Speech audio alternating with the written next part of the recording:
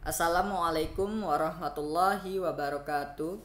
Perkenalkan, nama saya Mustakorin Azizil dengan NPM 2014151025, kelas Kehutanan A.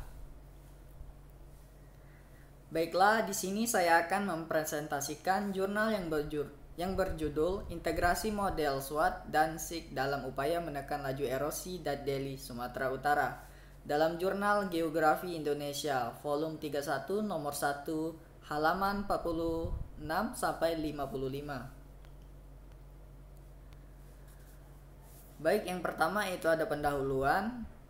Pendahuluan terdiri dari 1. Melakukan simulasi model untuk mendapatkan besarnya erosi. 2. Menguji kesesuaian model dalam memprediksi erosi. 3. Menentukan skenario penggunaan lahan yang paling optimal dalam rangka menurunkan laju erosi. Yang kedua, metode penelitian.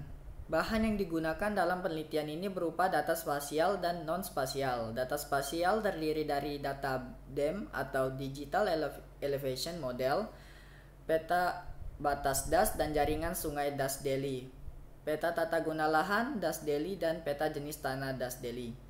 Data non-spasial terdiri dari data curah hujan selama 30 tahun terakhir dari stasiun penakar hujan, data klimatologi, kelembapan relatif udara, kecepatan angin, dan radiasi sinar matahari selama 10 tahun dari stasiun klimatologi yang ada di wilayah Dazdeli, dan data karakteristik tanah yang ada di Dazdeli.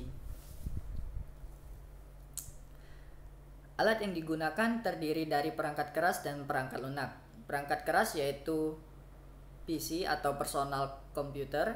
Perangkat lunak yaitu Microsoft Office Word, Microsoft Office Excel, Microsoft Office Access, ArcGIS 10.1 dan SWOT versi 09.93.3. Yang ketiga, hasil dan pembahasan. Pembentukan HRUS atau Hydrologic Response Unit merupakan unit analisis hidrologi yang merupakan gabungan karakteristik dari penggunaan lahan, jenis tanah, dan kelerengan. Berikut pada gambar 1 perbandingan luas Dazdeli dari BPDAS dan SWOT atau SWAT. 3.2 Pendefinisian stasiun hidroklimatologi. Dazdeli mempunyai 3 stasiun iklim yang bersumber dari BMKG dengan time series dari tahun 1985 sampai 2015. Lokasi masing-masing stasiun iklim pada Dazdeli dapat dilihat pada tabel 2. Selanjutnya 3.3 menjalankan model. Beberapa pilihan dalam menentukan keluaran model diantaranya metode distribusi curah hujan, jangka waktu simulasi, serta besaran output untuk jangka waktu harian, bulan, dan tahunan. Untuk output SWOT pada Dazdeli dipilih metode distribusi skewed normal. Setelah mode SWOT dieksekusi, maka hasil output akan terangkum dalam file SWOT output file yang terdiri dari file HRU, SUB, dan RCH. Selanjutnya 3.4 simulasi model. Pada menu ini terdapat beberapa pilihan dan pengaturan dalam menjalankan simulasi model, seperti pengaturan hasil output harian, bulanan, dan tahunan sesuai pilihan pengguna.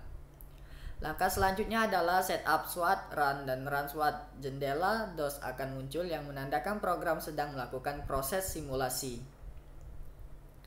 Selanjutnya 3.5 validasi model bertujuan agar keluaran model yang digunakan hasilnya mendekati keluaran dari DAS sebenarnya.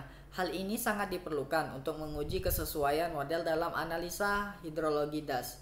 Validasi untuk Dazdeli dilakukan pada satu outlet sesuai dengan data sekunder yang tersedia, yaitu data debit aliran sungai Deli diproses dari Balai Wilayah Sungai, Sumatera II, Medan. Selanjutnya 3.6 klasifikasi tingkat bahaya erosi.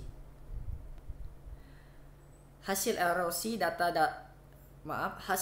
rata-rata Dazdeli menghasilkan angka sebesar 410,72 ton per hektar per tahun, sedangkan hasil erosi untuk setiap unit lahan bervariasi mulai dari 0,43 ton per hektar per tahun sampai dengan 4.272,54 ton per hektar per tahun.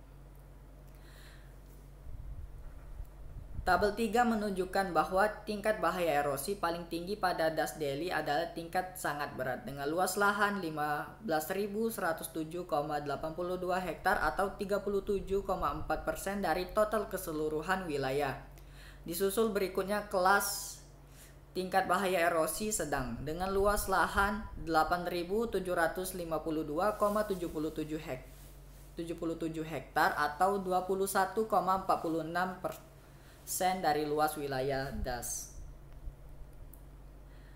Berikut tabel 3. Selanjutnya 3.7 skenario penggunaan lahan. Skenario penggunaan lahan dilakukan untuk mendapatkan pola penggunaan lahan yang baik dalam menekan laju erosi pada Das.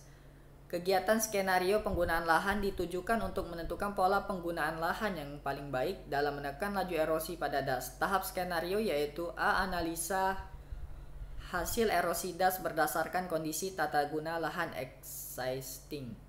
Melakukan skenario penggunaan lahan yang akan disimulasikan pada model SWOT. Dari hasil skenario yang didapat, maka dilakukan perbandingan kondisi tata guna lahan existing serta beberapa skenario penggunaan lahan. Tabel 4 menunjukkan perbandingan tingkat bahaya erosi penggunaan lahan existing dan skenario pada Das Deli. Yang terakhir, kesimpulan. Hasil erosi pada Das Deli menunjukkan besar erosi termasuk kategori berat.